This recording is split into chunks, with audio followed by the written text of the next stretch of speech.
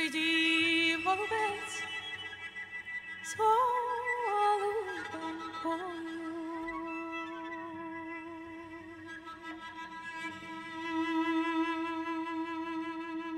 Як летів ворон з чорної хмари, забив голуба на моїй пори.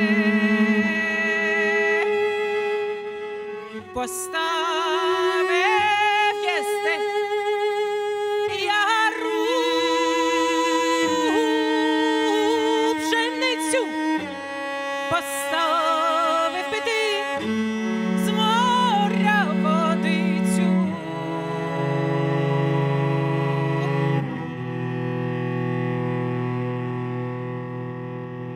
Голубка не їсть,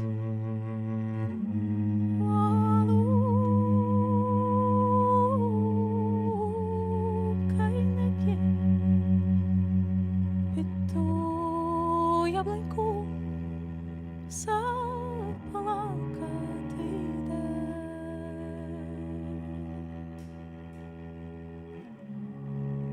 Як летів ворон із чужих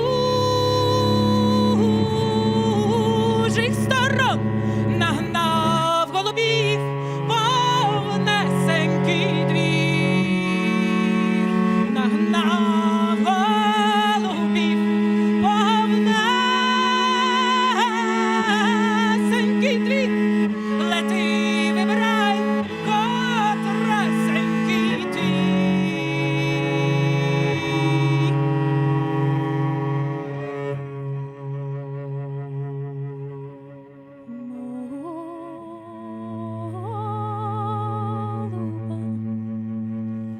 Та й тут, та й нема мого голубця, сизії крильця.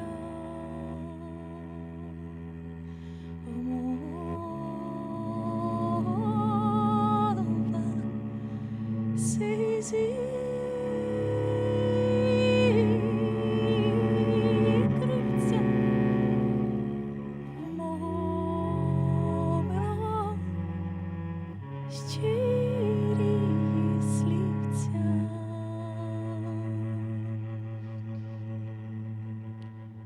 Мій голуб білий, та й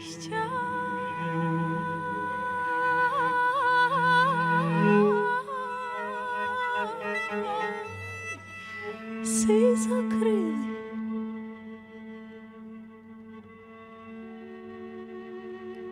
нема такого, як був мій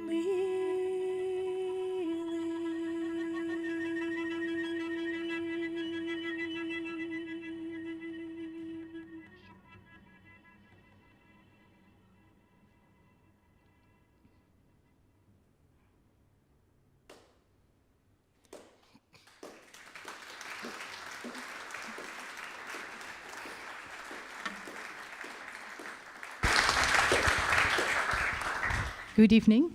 Welcome in the Bali. I'm very grateful that you are here tonight. My name is Marlijn Geurts. I'm program editor here in the Bali. And tonight, in between the great music we're going to hear, I will speak with the four amazing musicians that are part of this evening. Give them a very warm welcome. Maya Fridman on cello, Mariana Golovchenko as vocalist,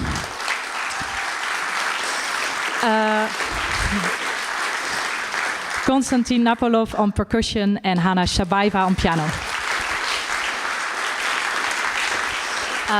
And we also have two extra guest speakers tonight, journalist and writer Michel Krielaars and Joris van Bladel, a researcher, because this evening is partly music and partly conversations and speeches. Maya Fridman on cello, she approached us if she could give one of her benefit concerts here. And we are very happy to host her as the Bali, because I think what she's doing, raising awareness through music, is something that we very much would like to support. It's almost 700 days ago that the war in Ukraine started, 2 years ago. The attacks are still going on. It's almost winter. You see Western support sometimes diminishing. So I think it's extra important tonight that we are here to ask attention for the situation. And before we're going to listen to the next piece, I would like to ask Maya, will give her the microphone. You have one. How do you feel tonight to play? Do you have a certain intention for this specific concert tonight? Well, first of all, I'm extremely grateful that you made it possible to be here. Thank you. And also to my dear colleagues, to Mariana, to Anna, and Konstantin for joining me, and also to Trida Foundation.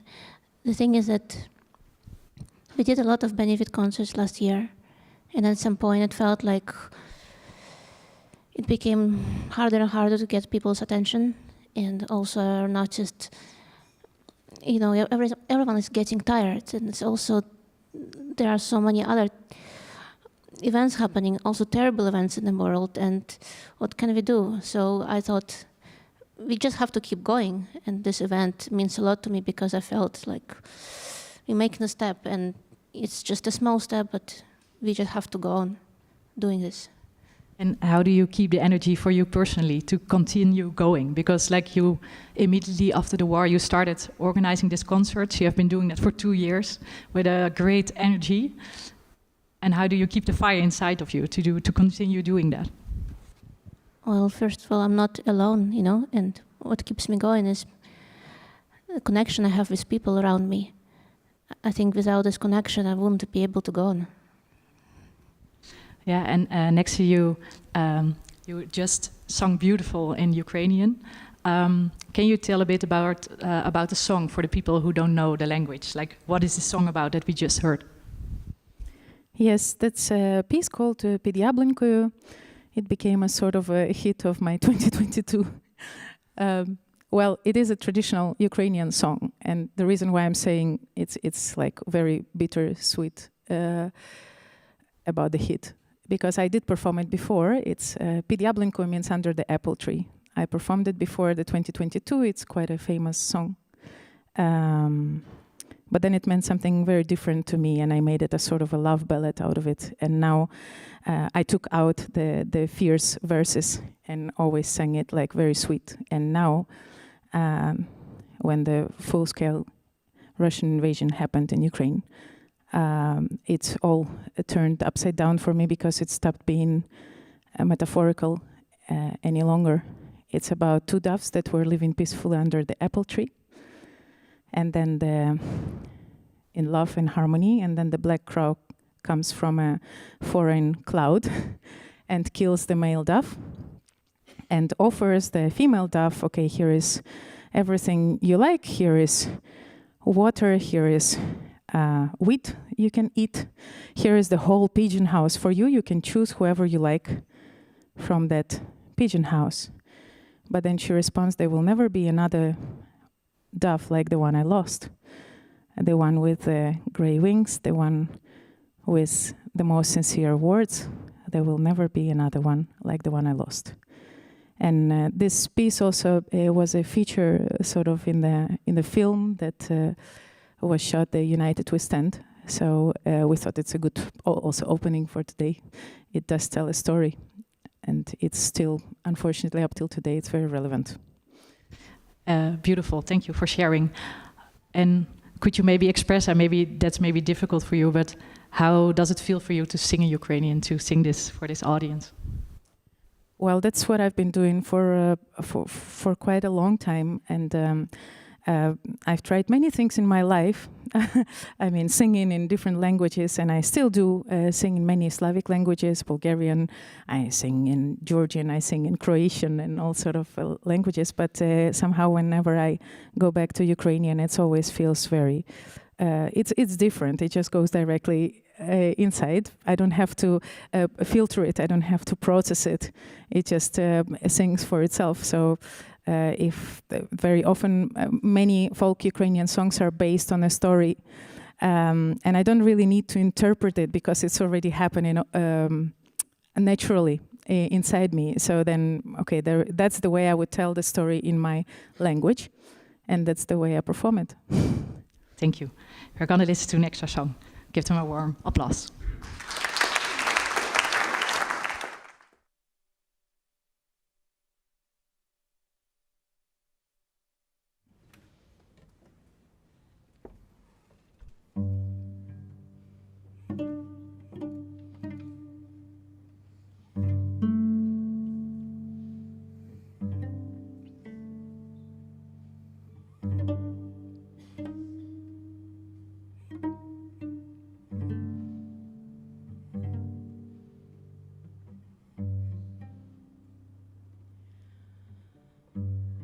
Ой, ти,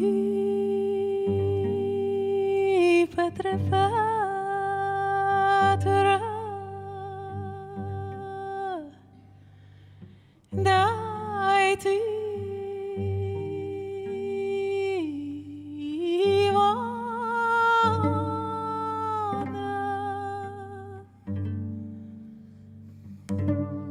половина літачка немає.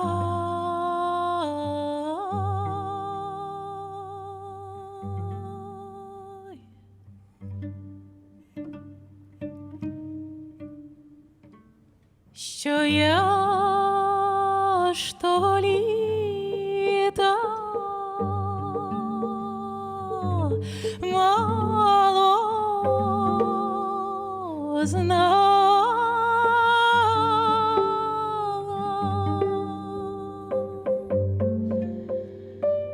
Мене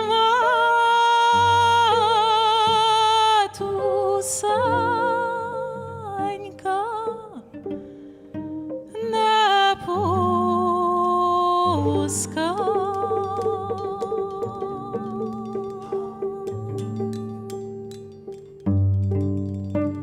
Та посичи доню, Юко, о морі,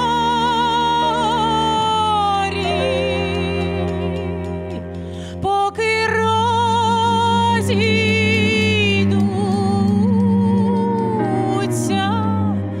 поволі.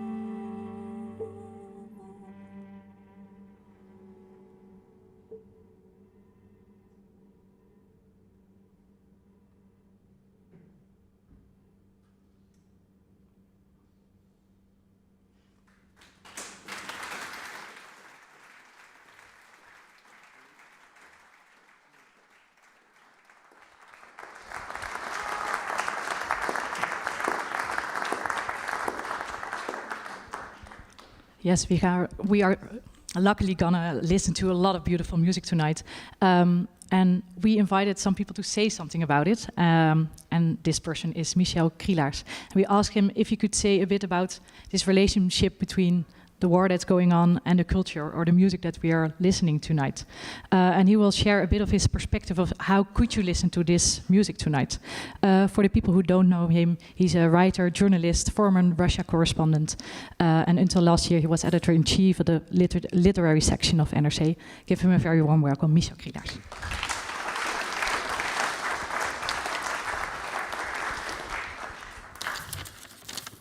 If music could make peace, we wouldn't be here.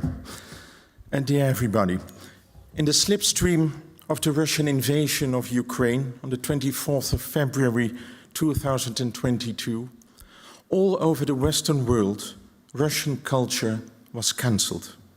In Amsterdam, for instance, the windows of the entrance building of the Hermitage Museum were smashed to pieces by anonymous protesters. Western European and American orchestras dropped performances of works by Tchaikovsky, Prokofiev, Rachmaninoff, Shostakovich.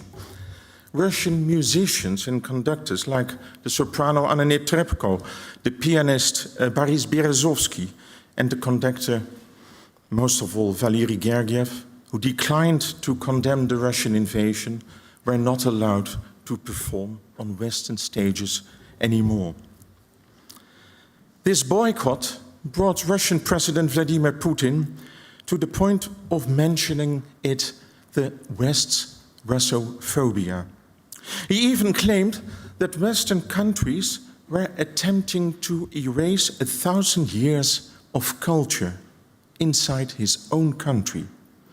And he also was proclaiming continuously that the West is on the point of, on the verge, I must say, of invading Russia to destroy its unique civilization, which is supposed to be superior to ours.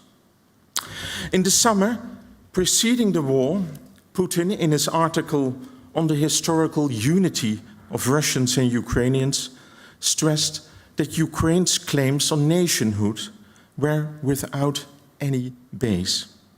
Actually, he dismissed Ukraine's claim to its own socio-cultural development, to its territorial integrity, to its historical sovereignty. Vladislav Surkov, Putin's spin doctor and the architect of the annexation of Crimea and the capture of Donbass, even called Ukraine a model, not a state. The claims of the Ukrainians, he said, relied on historical exaggerations, myth-making, distortions, false pronouncements, and outright fictions. The words of former President Medvedev were even harsher. He called for a total destruction of the Ukrainian elite after Russia would have been able to win the war. A few days ago, Vladimir Putin gave a lecture on the defense at the Defense Academy. And he said that again, that Ukraine has no right to exist as an independent state. Also, he told that the western part of that country is artificial and should be divided amongst its western neighbors, Romania, Poland, and Hungary. Once again, he invoked the concept that residents in southeastern Ukraine have historical, cultural, and linguistic attachment to Russia. He clearly wanted to justify his invasion of Ukraine on ideological grounds. The boycott of Russian music and musicians after the beginning of the war served Putin and Surkov right. That's what I was thinking in the very first days of the war, when emotions ruled almost everybody in the West.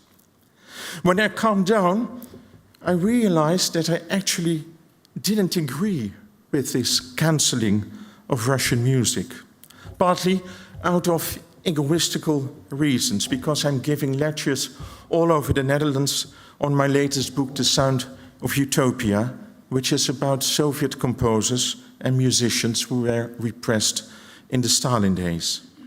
Furthermore, my wife is singing their beautiful songs. And luckily for both of us, the majority of these musicians and composers were born in Ukraine, although out of Russian-speaking parents. But still, some venues didn't want to invite us. Only when I explained them that my book was about repression of art, they wanted to reconsider their decision. Since also the emotions of the stage directors have calmed down, they again can enjoy the beauty of the Russian music of Vsevolod Zadaratsky, Moisei Weinberg, Sergei Prokofiev. Cancelling music would have been the same as cancelling Russian music, would have been the same as cancelling Bach, Beethoven, Mozart and Brahms after the fall of the Third Reich, or as cancelling all of the Ukrainians because part of them assisted the Nazis in slaughtering the Jewish part of their population during the Second World War. Recently, an old Jewish friend of mine showed me pictures in a book of some local young men in Lviv, Lemberg at the time, who were murdering innocent Jewish women on the streets by beating them with iron rods. My friend still hates all the Ukrainians because of that. And he thinks Putin is in his right waging this war. Of course, I don't agree with him. In the same years, the composers and musicians in my book were repressed by Stalin's hangman because they didn't want to adjust to the ideology of social realism. Even more violent repressions took place amongst Ukrainian composers and musicians. It was the same as during the Tsarist days. In the Tsar's empire, the least national activity was forbidden because it could stimulate the independence movement in Poland, in Ukraine. In schools and universities, the use of the Ukrainian language and the teaching of Ukrainian history was forbidden. Ukraine's diverse musical traditions, let's say Cossack songs and Romani music, were heavily regulated and censored by the authorities. From this point of view, Putin is behaving more or less like his Tsarist predecessors when he is outright denying the existence of a unique Ukrainian culture. We should also not forget that between the Bolshevik Revolution of 1917 and the Stalinist repressions of the late 30s, Kiev was a hotbed of modernist music, which often had its own Ukrainian twist. Around the year 1900, Ukrainian composers, the majority of them rooted in the Orthodox choral tradition, wrote more for choirs than any other ensemble in the world. It brings them on the same high esteemed chorical level as the Baltic countries, for whom music is also an expression of their independence. For instance, the composer Mykola Lysenko, born in 1842, died in 1912. He is called the father of Ukrainian music. He spent the first part of his professional life collecting and arranging Ukrainian folk songs, which we heard. His music helped to form a distinctly Ukrainian sound. And it is this very peculiar sound Putin and his cronies hate, or say to hate, and say they want to destroy it, as they are planning to destroy all of Ukrainian culture after gaining a victory in this war. Also in this respect, we cannot allow Russia to win. But who are we? Because when Russia wins, also the tradition of the Kopsars, the Ukrainian bards and history bearers like Homer, who accompanied themselves on the bandura, a sort of sitar, you must remember the instrument, they will disappear.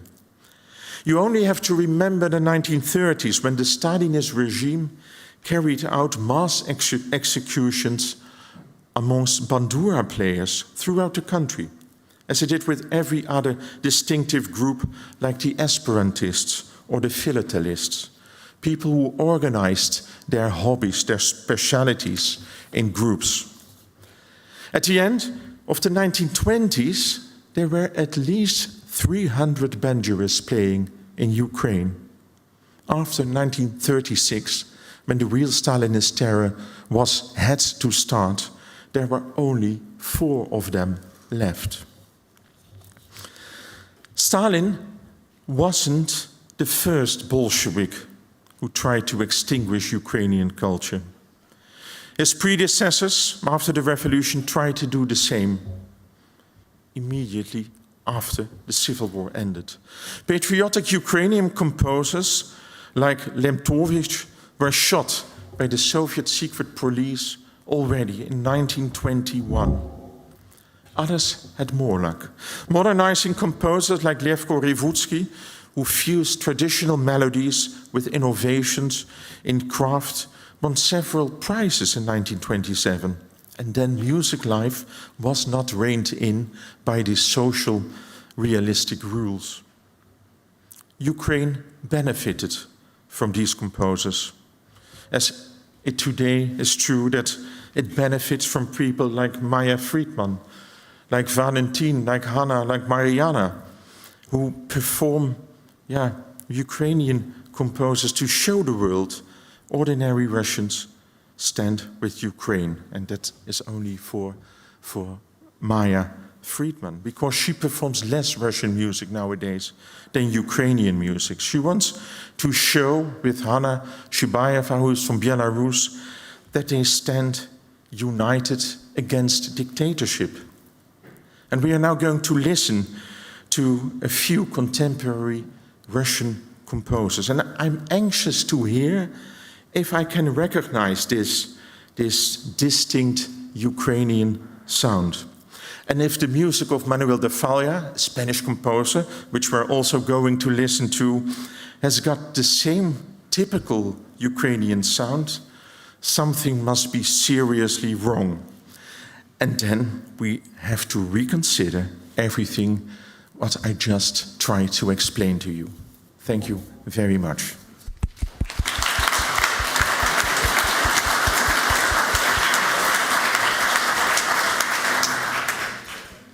Yes, thank you. Thank you very much. We're going to listen to a lot of music, as Michel already said, and we're going to start with Konstantin on percussion. So maybe we can stand here before you go behind all your...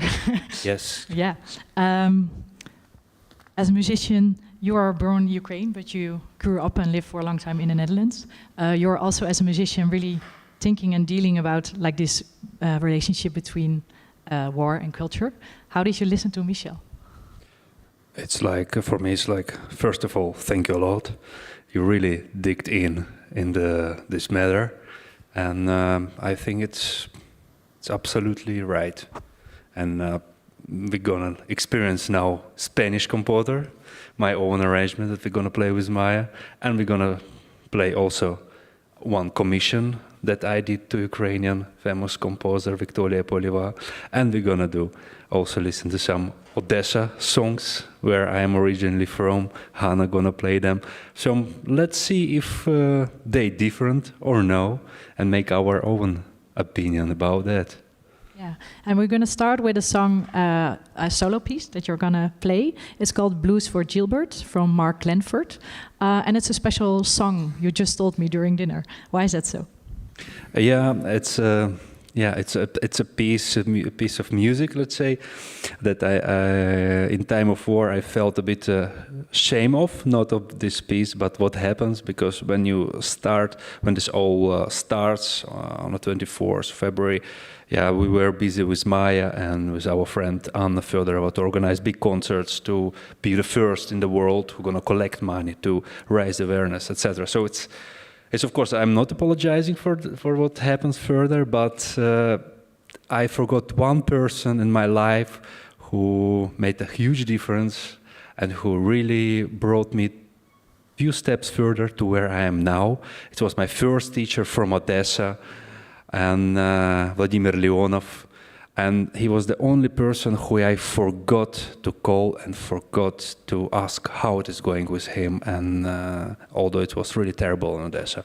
So, and while realizing that in a night after we drove from the Royal Concertgebouw concert, and I realized that, and then I start to call him, he's not picking up, and it's a lot of fire of emotions then, and then immediately in my head start to play this song, this piece of music. It was my first piece of music that I ever played at really young age on a vibraphone or any keyboard instrument, Blues for Gilbert. And for further concerts and benefit concerts, I decided to pick this score up. I needed to call friends of mine in Ukraine to send me the score. It's a long story, but make it short. I learned it, and further, for all benefit concerts, I played this song to remember my teacher. He's alive, everything is fine with him. To calm down the story. But this story has also a certain connection, because this piece was written by English composer Mark Landworth while he heard that his teacher is died in New York, and he was in airport playing piano, and suddenly this melody was born, and he wrote this song. So and then he went further to New York to say bye-bye to his teacher, who was already in a grave. So it's those weird things happen sometimes that we not really control in our lives, and it felt like a right thing to do for me. It's a great story to start listening to a song. Thank you so much. We're going to listen to it.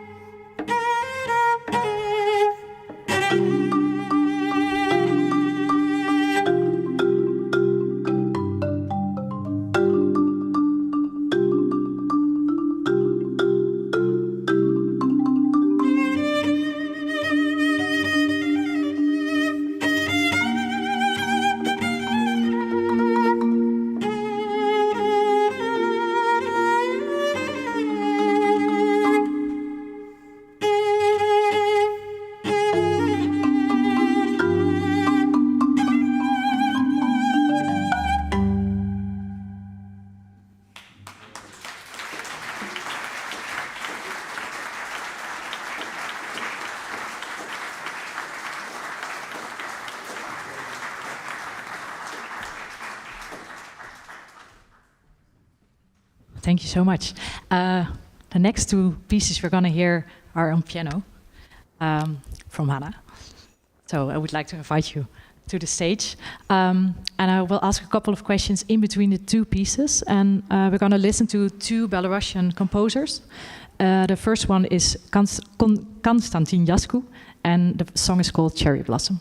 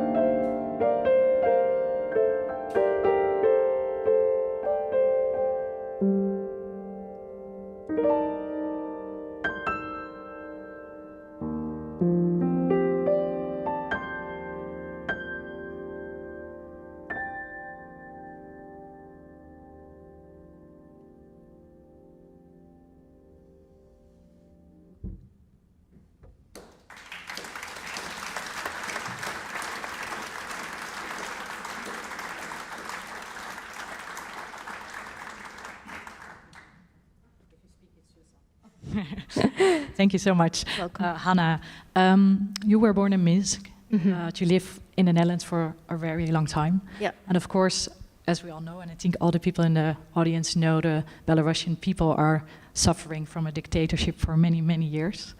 You live here, and you're playing professionally piano here, but can you say something maybe about how this dictatorship is influencing you as a pianist living here in the Netherlands? Well, I have to say, and maybe I should feel bad about it, but for a long time it did not really influence me at all, because I was very young. I just, was traveling the world, and I was busy with my own problems. So I was quite neglecting a lot of things.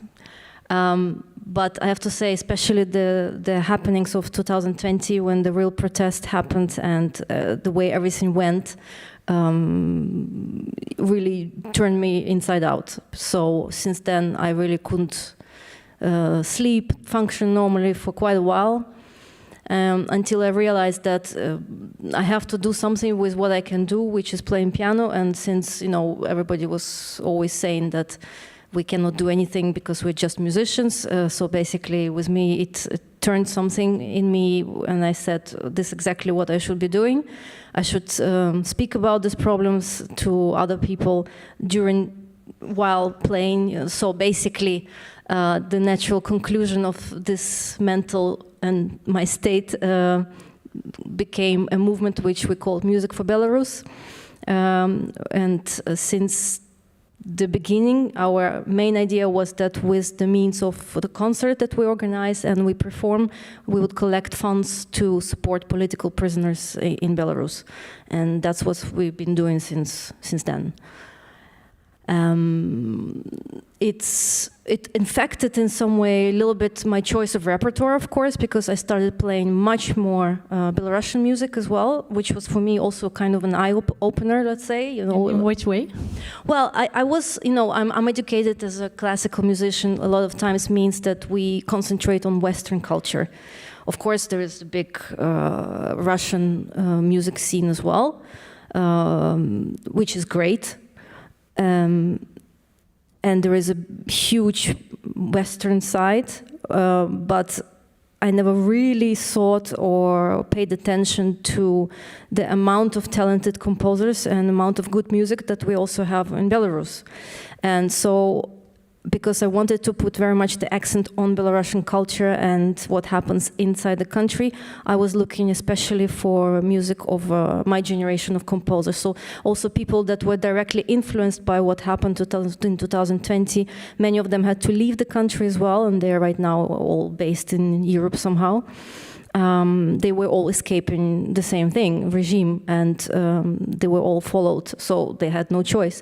And so with them, they also brought a lot of music, which is also, a lot of it is great. And the piece you heard now is also composed by one of our very talented Belarusian composers, Konstantin Yasko, who is right now somewhere else.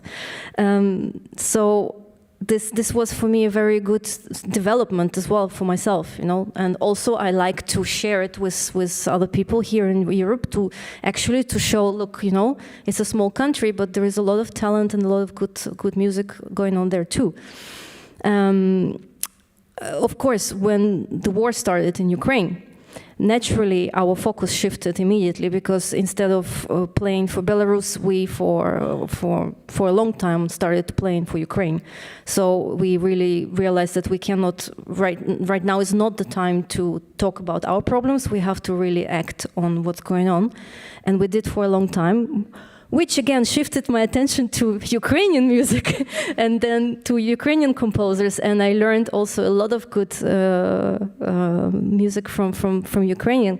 And as a matter of fact, the next piece I will play is not by Belarusian composer, it's by Ukrainian composer, which is, also very special for me. And in what way? Because can you explain a bit like why this next piece of music that we're going to listen to is a very good or interesting piece for you as a pianist? Well, first of all, maybe not just for me as a pianist, also because Vadim Nisilovsky is not just a composer and not just a pianist. He's a jazz pianist and a jazz composer. So it's in some way you would say it's a little bit completely different genre, and a lot of classical musicians do not mix with jazz, it's something else. Whether I very much like to mix myself with jazz, and I do since a long time. And I had the privilege to meet Vadim personally during one of the benefit concerts organized by Maya last year, where he played one of his freshly composed suites, Odessa, because he's from Odessa and he was already busy with this work when the war started. So he finished it, and basically it consists of numbers. Each number is representing a certain state, or let's say it's a famous place in the city, or it's his youth memory about an evening somewhere, so it's an extremely personal work. And we met after the concert, and actually he asked me if I would like to play some of these numbers from this suite, and I said, of course, with great pleasure. So he basically put it for me on paper, and I've been playing it since then. And I think it's really quite special also because not every jazz pianist is necessarily a composer as well, and actually writes his music down. So it's a very, very, very special combination of, how to say it, of what makes one person veelzijdig. What is the word in English? Yeah. Many-sided. No, I don't know how you say it. Versatile. Yeah, versatile. Yeah, versatile. That's it. Exactly. That's it. Yeah. Yeah, that's what he is, and so I feel very, very special also for me that I am able to play this. Beautiful. We're gonna listen to it. Thank you.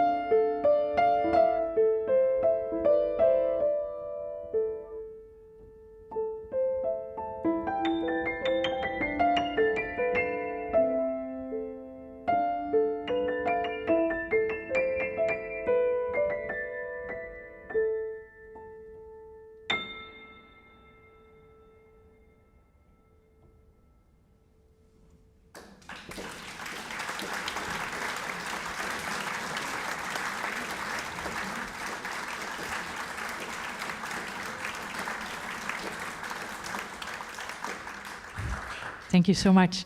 I'm going to introduce our next speaker. And it can perhaps feel a bit tough to change now from the beautiful music that we listen to the harsh conversation about the harsh reality of war. But all musicians of tonight found it very important to speak about what's going on right now. And they all know the next speaker already and said, like, can you invite him to be here tonight? So we're very happy that he's here. Joris van Bladel, he's a senior associate fellow at Egmont, a think tank based in Brussels. And he is doing research on Russian military and Russian strategic culture. Give him a very warm welcome.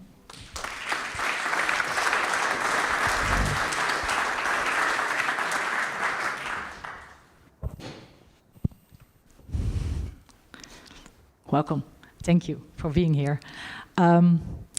Just to start off, how did you listen to the music? Because in your work you're dealing with very different stuff, and now you're listening to this music. What is that doing with you, maybe? Well, first of all, allow me to say that I'm sitting here with a kind of reluctance and reservation. And one is to do with exactly with your question. Maya says that music is touching the soul. And actually, if you go to the most existential things in life, it's music that really can touch you.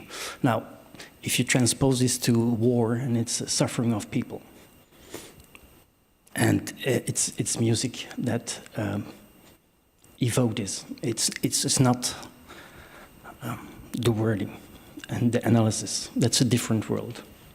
And allow me to say on this particular thing is on a regular basis I have the opportunity to speak with Ukrainian soldiers on the front line.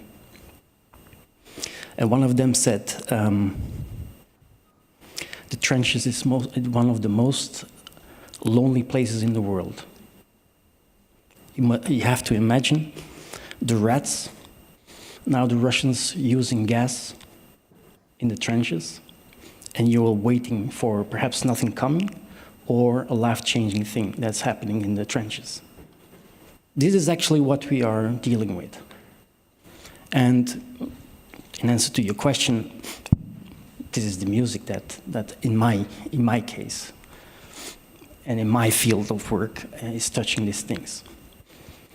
But if you allow me to go further, there is another reservation, and the reservation is more on an intellectual basis.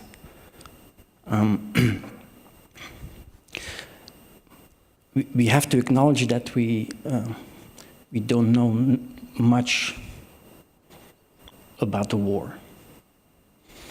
I'm working 12, 14, 15, 16 hours a day on these matters. I have the obligation and the duty to advise people who take decisions, and this goes with a huge, huge responsibility. Nevertheless, we have to cope with the unknown. Differently put, I mean, I have no luxury to treat the truth with them, you know.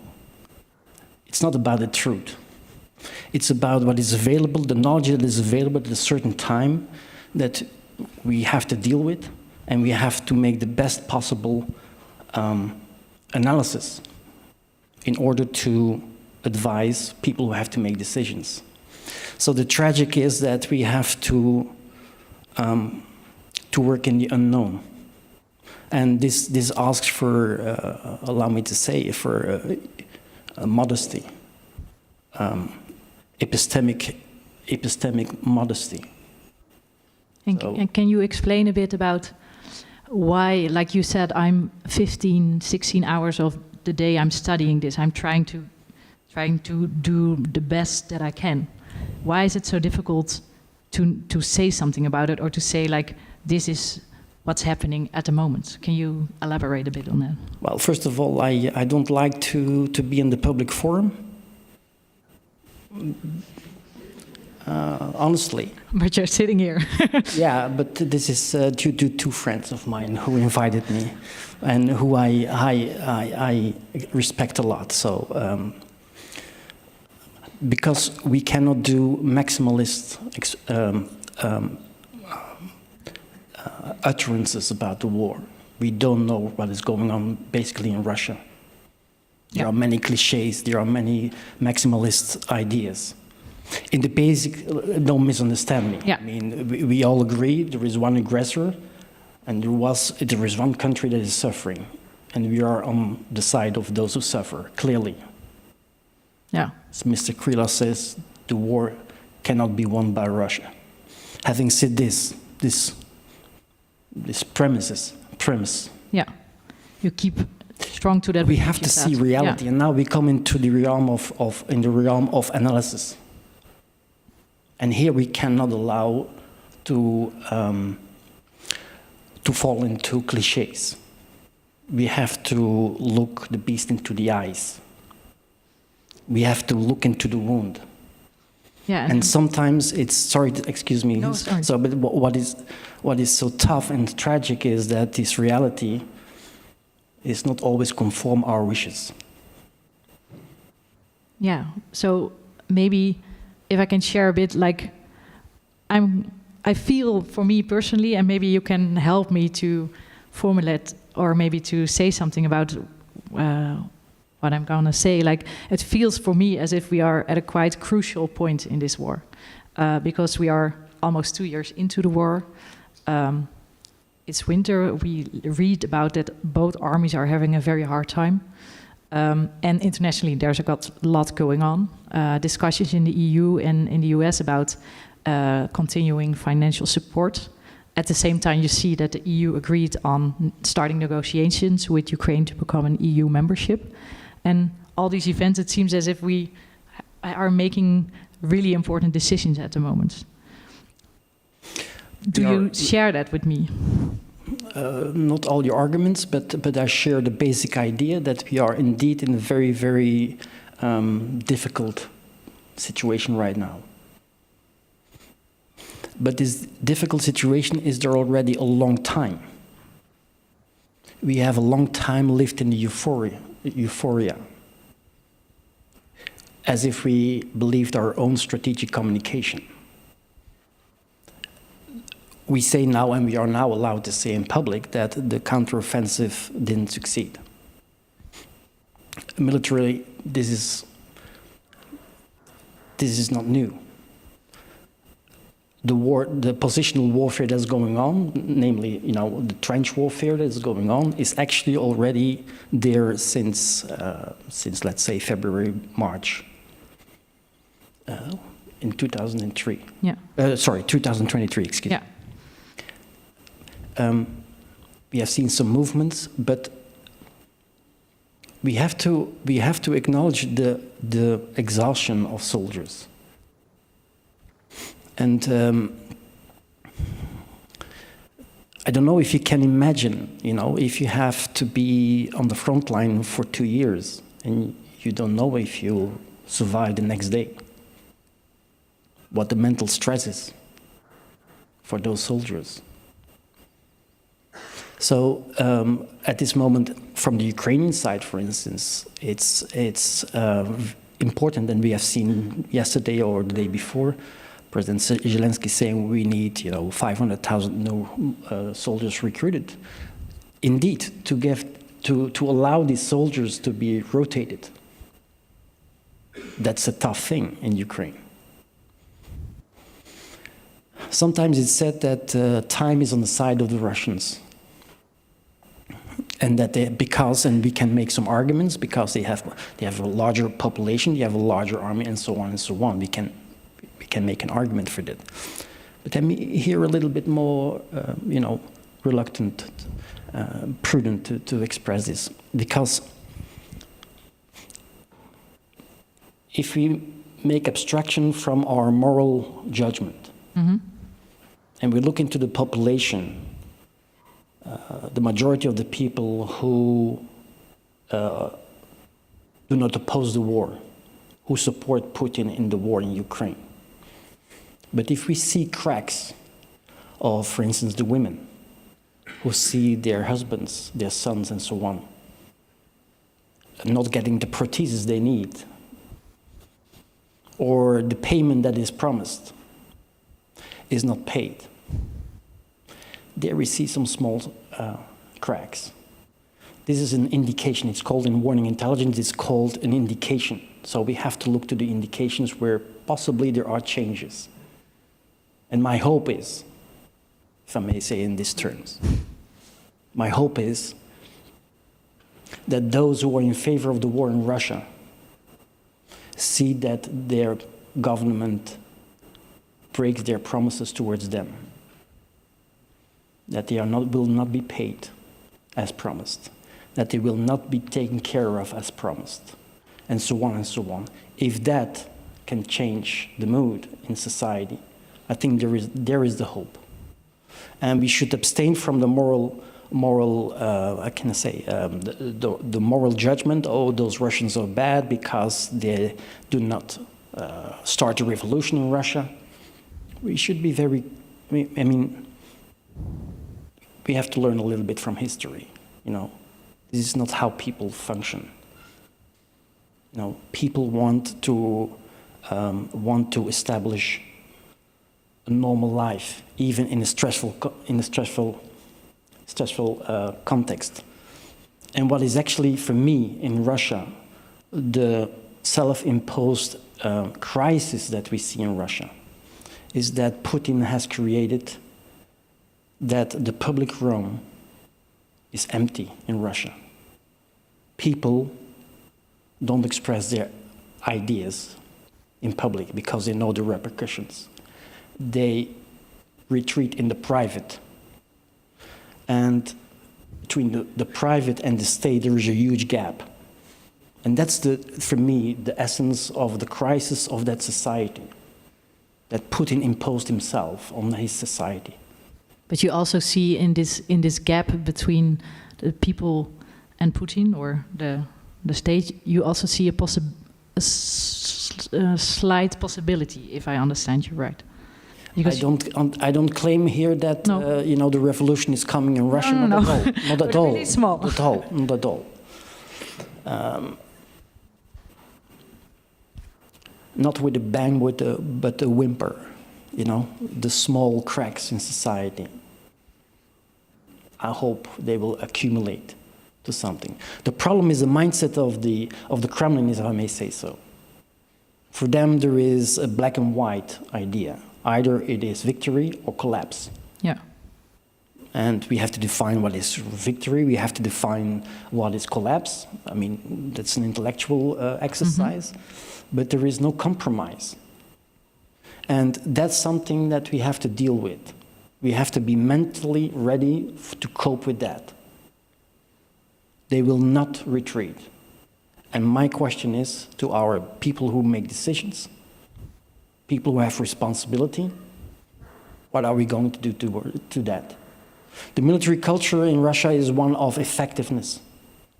And this means it doesn't have to be beautiful. It has to be, well done, if I may say it in these terms, but the goal must be reached, whatever the cost. Number of people wounded, number of people killed, doesn't matter. The goal, the mission must be set. So the war must be won. Are we ready mentally for that? That's the question. Do we have the will to fight? That's the question. And that's an open question to me. Yeah. Marco Liotti, he was here a couple of weeks ago, and he said that Putin's destiny is, what you already also maybe said a bit, is tied to the war, that he will not give up, that he will not... but what do you think of that? Like he said, he would rather die than step down or admit defeat. And how do you look upon that? Because do you think that Putin needs to be gone before this war can end, or does it not matter at all? Well, you have to define what is gone. Yeah. But indeed, I think joining the next. It will be very difficult for Russia and Kremlin, with Putin on the top, to change strategy. I don't think there is much room of maneuver, if you may call this way. But there are many possibilities here. The man is 72 now.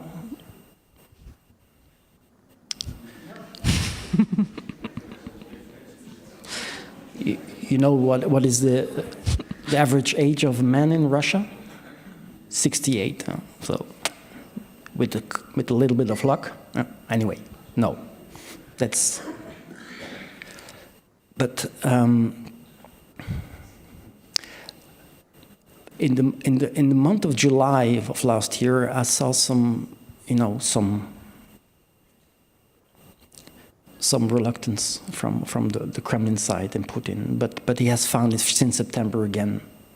And one of my hypotheses actually. Why did you find it in September? He refined a certain confidence and a certain, this has to do also with the difficulties the Ukrainian side has. Yeah. Okay, so that's one, and also the Western partners, that. But it's one of my hypotheses that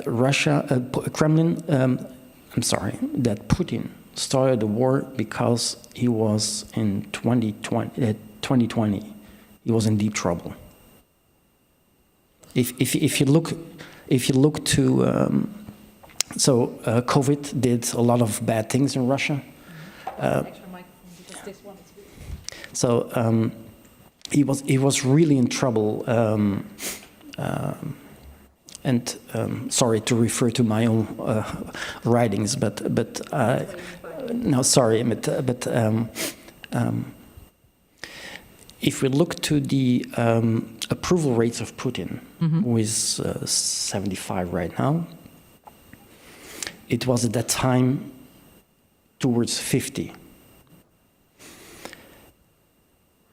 With additional research, we can, from these official figures, even if they come from Levada, we can distract 25% of that, what is a little bit more realistic, the approval rates of Putin. But at that time, it means that 25%. So Putin was in trouble.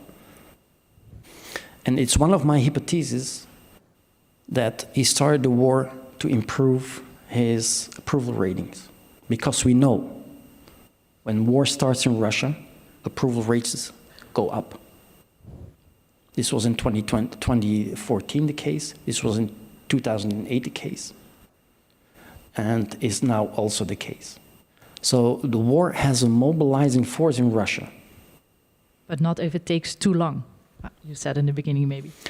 That's the big question. In intelligence, there is one crucial factor, and that's time. If I predict tomorrow, it will rain, that's correct. Problem is when. Yep. So these are the fundamental questions we have to deal with when we cope with Russia. How long can they protect this? How long the economy will take this? How long society will accept? And this is again, this calls for modesty, because we don't know. Economists when the war started, European economists said Russia will be economically killed. They more or less survive. And here also there is another indicator that I would like to mention. Putin is all the time boasting about, macroeconomic indicators, grow 3.5%, and so on and so on.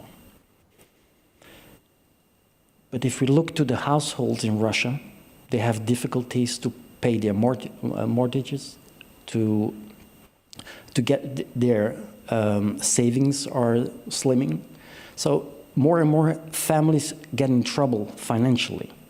So there is a reluctance between, one, the macroeconomic figures, has to do with the war economy, and what families really experience. And not necessarily in Moscow and St. Petersburg, but far beyond. That's one thing. A second element that's important here, we always look at FSB, GRU, the military and so on. But In fact, it is the Ministry of Economy, Finance, and the National Bank who keeps Russia ticking. And there is here an irony. These are the people who are the liberal advisors, the most competent in the administration, who are keeping Russia afloat. So, but therefore we have to look. We may not fall into the cliches all the time. We have to look into the areas that are not always that obvious. So the director of the National Bank, the Minister of Finance, and especially the bureaucracies behind it are very important to watch, more than FSB, more than GRU, more than SVR. These are the different intelligence services in Russia, among others. Yeah, and if we then focus on us, like Western support, and you have this whole story or analyze it that you say, like, we have to be modest, but at the same time, we also have to support. But don't misunderstand me. I mean, there is a moment of analysis. Mm-hmm. And there we have to acknowledge that we work in the unknown. Yeah. That's not special, but we have to acknowledge it. Yeah. This starts in far contrast with the talking heads. Again, therefore, my reluctance to talk too much in public. But the analysis is one thing. The political decision-making and preparing societies to fight, and fight not necessarily in let's say, the physical term, but prepare to pay, prepare to make an effort for what has to be done. Far too much we are busy with our next vacation. It worries me. What would be the consequence if this support is diminishing or our attention is diminishing? Let me be very frank and very direct in this. It's not a diplomatic expression. It's the end of Ukraine. Ukraine depends on our support. And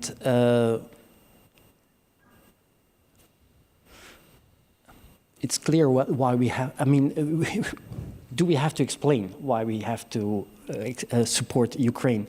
Having said this doesn't make from Ukraine a holy country. We have to be realistic also in the Ukrainian part, but that's a different story. This is not the moment.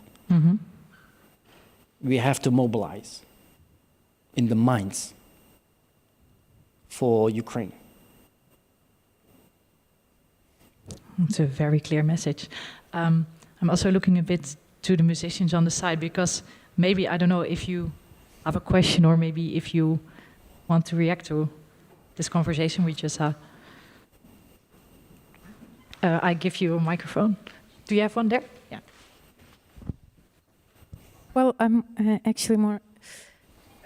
because what I heard now, what you were talking about, this, like there will be a moment when Russian society will realize that there is no, they cannot afford a vacation, they cannot afford, but from what I've seen, I was born in Soviet times, I didn't really live through the Soviet times, but there's a lot of really this like ideological idea that actually vary quite distant from reality. And maybe if we are talking from the perspective of capitalistic society, when it's really reflected, it feels to me, at least from what I observe in my experience, that when I went to Russia, and those people that are worried about their vacation and about their financial well-being, the normality is very different in Moscow and St. Petersburg compared to other cities in this huge country of Russia.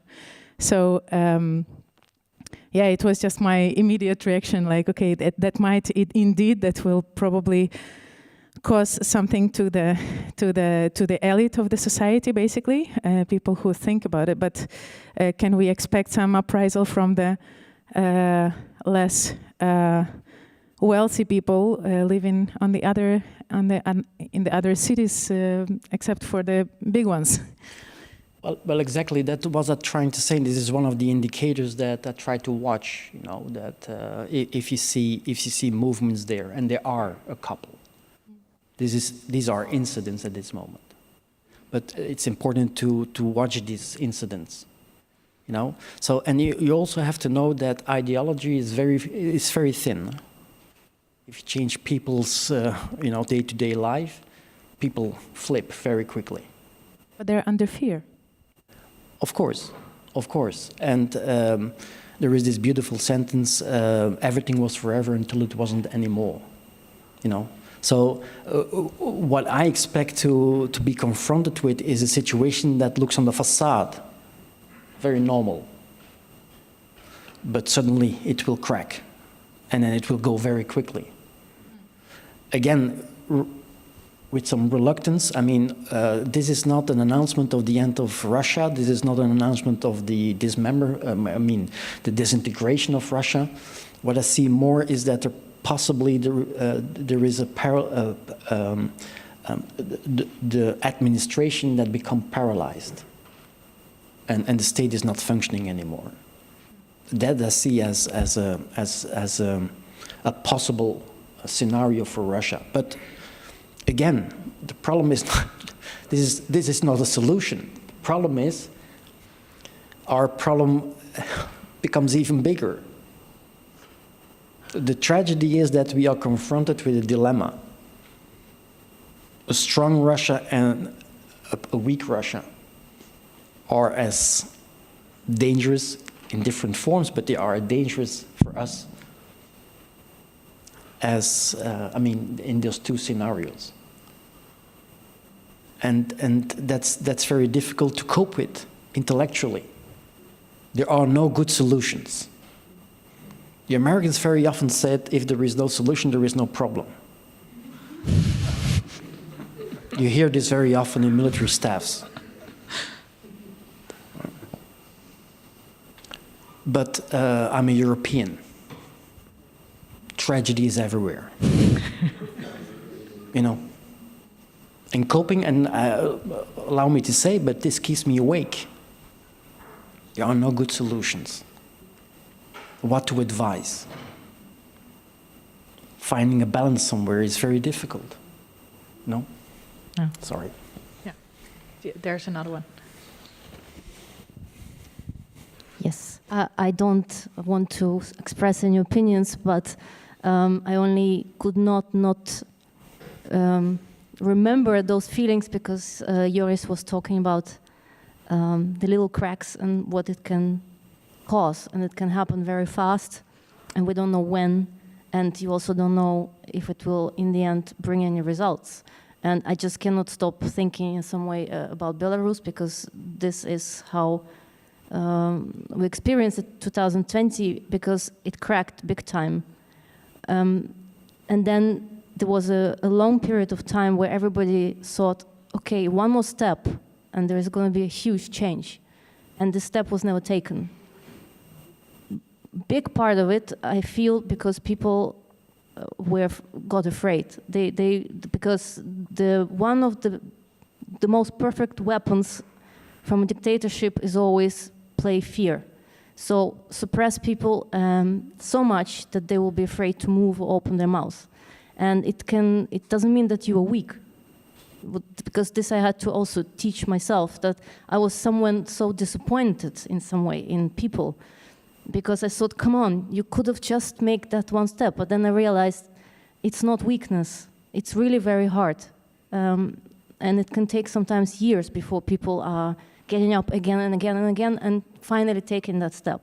So in some way the same, when we watch what's going on in Russia, you know, there are these groups of people that try to speak up, try to go and protest, try to make a difference, and it's still yet not working, and it's not making that difference that we all want to see from our comfortable couches, you know. And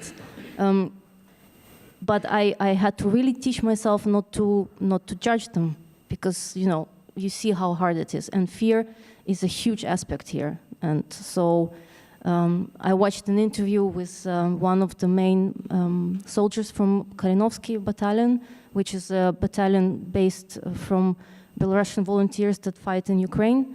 It's a very famous group of people that do really great, whatever you may call it, great job.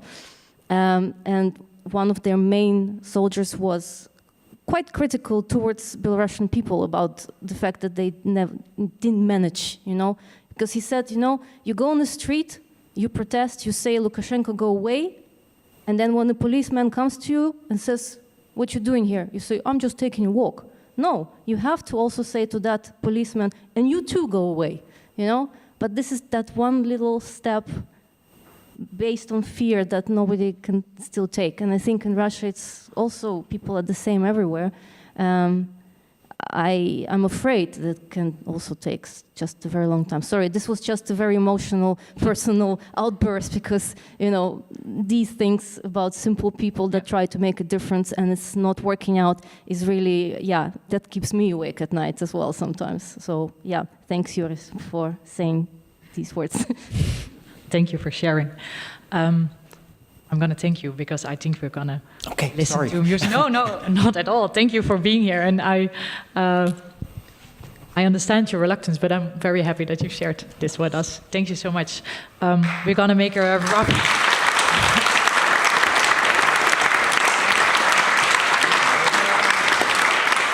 a next transition, and we're going to listen to a piece of music.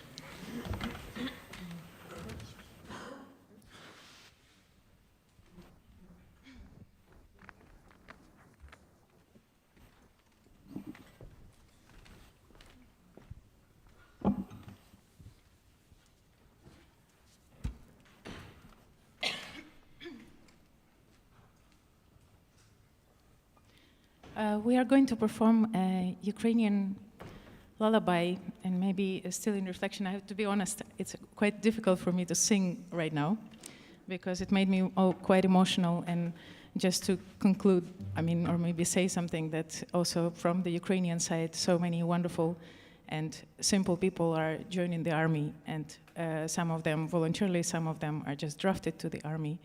And also reflecting to the point of that the tranchee is the most lonely place on the planet, probably. I don't know, when I felt very lonely, I somehow, it's either silence or I start humming some songs, and very often the songs come just from my early childhood, one of the first sounds that I've heard from my mother. So we're going to perform a lullaby.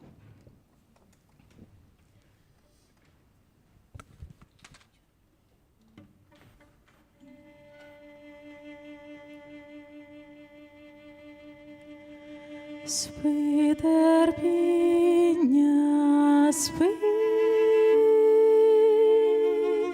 очка зажмури,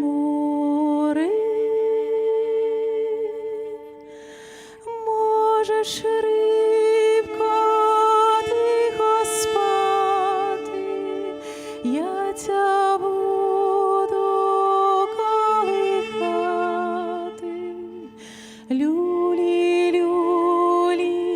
Спи, серденько, спи, леліко, спи.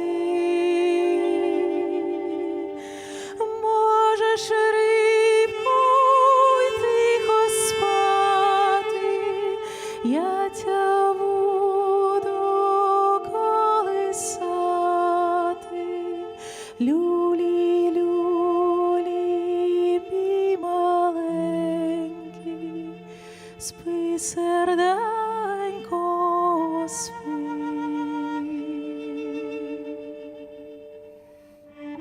Спи, леліко, спи, спи, убогий, спи, спи, терпіння, спи, спи, маленький, спи, спи, леліко, спи. Очка зажмури, та на рученьки Марі, бачона тебе леліє, люлі, люлі,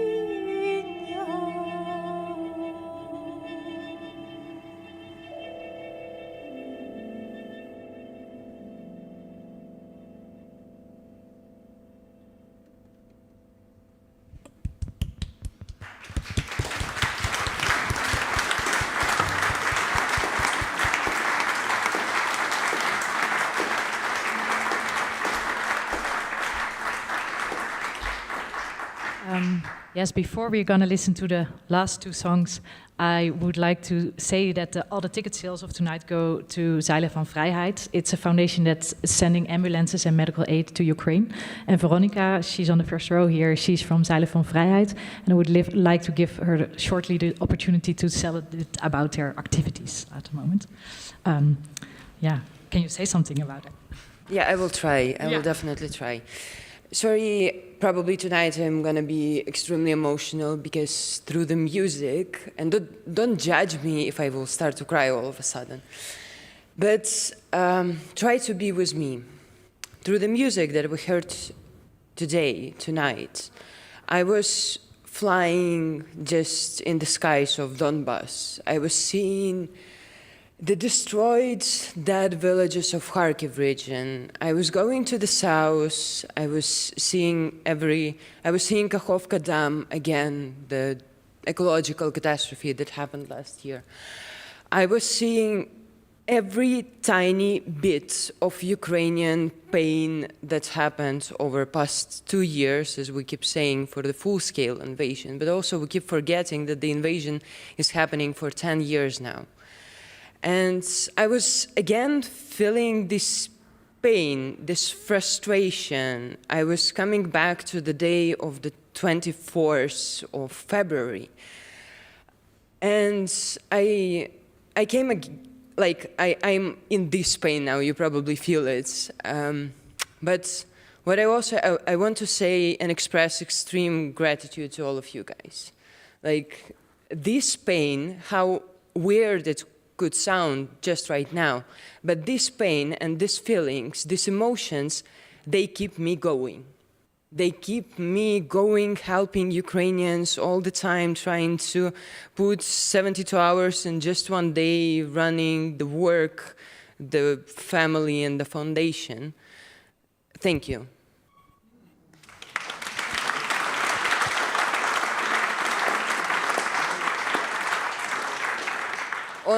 On the foundation bit, so as I said, 24th of February was probably one of the worst days of my life.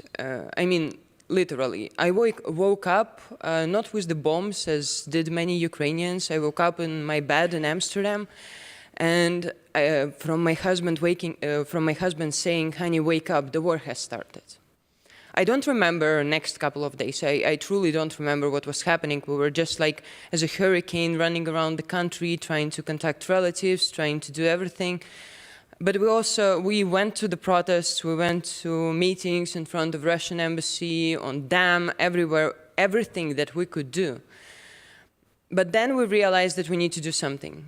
And I'm like, by nature, I'm quite a good manager, good organizer.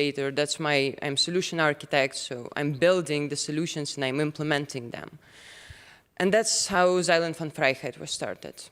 What we do, we send ambulances to Ukraine. By this time, we sent 178 ambulances from the Netherlands to Ukraine.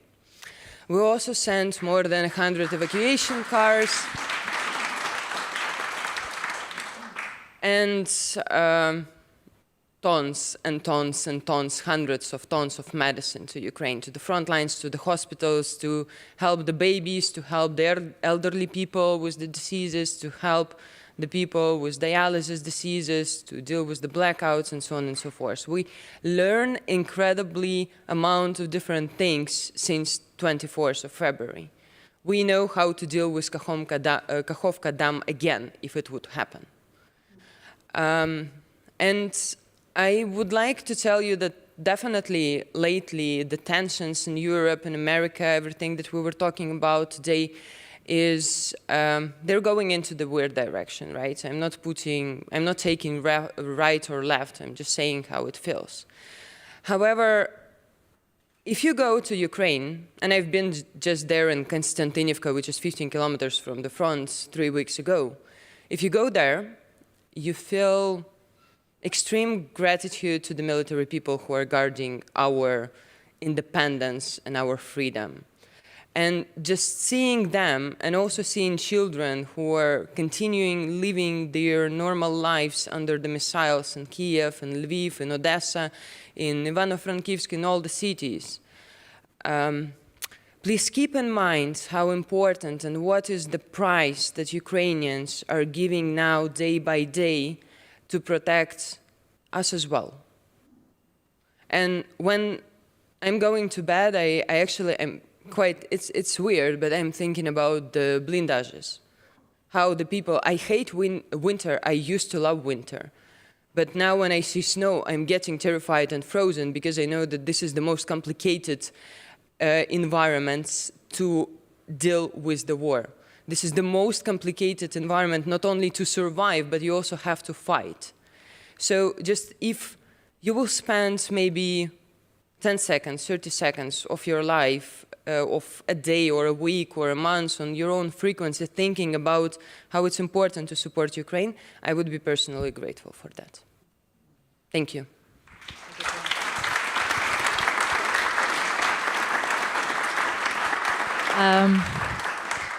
I think we all agree that music is saying a lot, enough, maybe more than all the words that we heard tonight.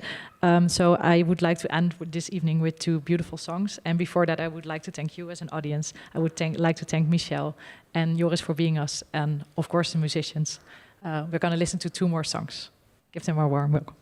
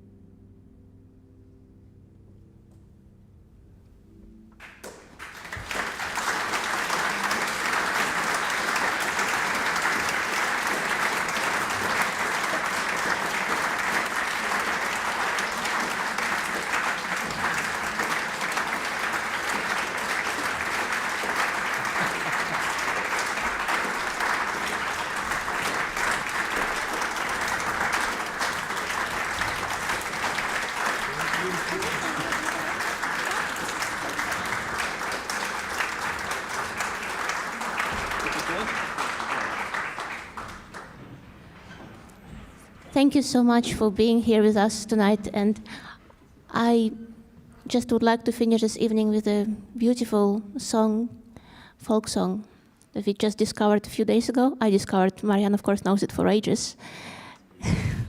And I think it will lift up the spirits a bit and prepare us for the Christmas, maybe. Well, yeah, the thing is that also a big part of this evening is also about sharing the Ukrainian culture, and I thought it would be, it's fun, it's great to share Ukrainian culture. Our Christmas celebration is somewhat different from the celebrations in in the West. We do, of course, also have church services, but we also have a big Christmas celebration that normally happens on the street. It's basically a procession of the people through the city, through the town, much more popular in smaller villages when people go from door to door informing each other that the Christmas has come. So most of the times these songs are telling a story. They give blessings for the people that they come and they knock on the door of these people. This specific song is a Christmas carol that should be sung by a young lady that is hoping to wed, to get married in the prosperous next year. So it's called Bila Bereza, which means the white birch. Yes, and we will finish with this.